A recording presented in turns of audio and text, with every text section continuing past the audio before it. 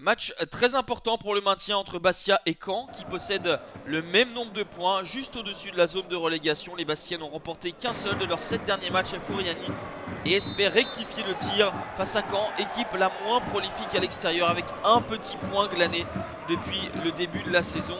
Les hommes de Patrice Garande sont bousculés en début de rencontre, notamment par les coups de boutoir d'Alan Saint-Maximin. Le ballon en retrait pour Sadio Diallo, puis Axel Ngando qui est titulaire ce soir. Yannick Cahuzac est lui suspendu après avoir subi l'entame de match.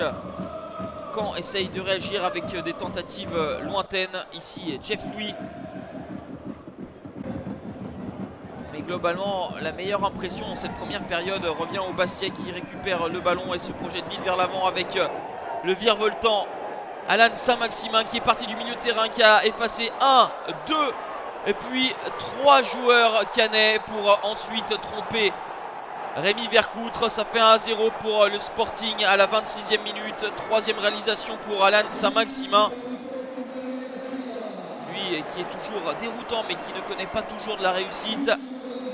C'est celui qui a touché le plus de poteaux depuis le début de la saison 5. Là il est en réussite avec le crochet qui casse les reins de Yaya et ensuite la lucidité pour tromper Vercoutre. C'est vraiment un but exceptionnel de la part d'Alan Saint-Maximin.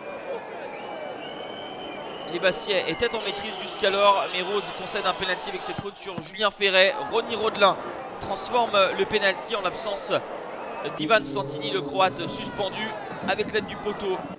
L'ancien Lillois égalise, 4e but pour Ronny Rodelin, un but partout à la pause. Bastia a clairement dominé le début de match avec un but splendide à la clé. Par la suite, Caen a bien réagi et égalisé sur pénalty. À noter qu'une tribune est fermée du côté de Furiani suite à des engins pyrotechniques lancés juste avant la trêve face à l'OM. La pluie s'est abattue en cette fin de soirée et sur un terrain difficile. Ce sont les Caennais qui se montrent le plus à leur avantage avec des tentatives lointaines. Le ballon a du mal à rouler, mais Caen déploie de beaux contres. Et à l'issue d'un 2, c'est Ronny Rodelin qui tente d'enrouler pour inscrire un doublé. Vigilance de Jean-Louis Lécart. Bastia n'est plus que dangereux sur coup de pied arrêté en cette fin de match. On en restera là un partout.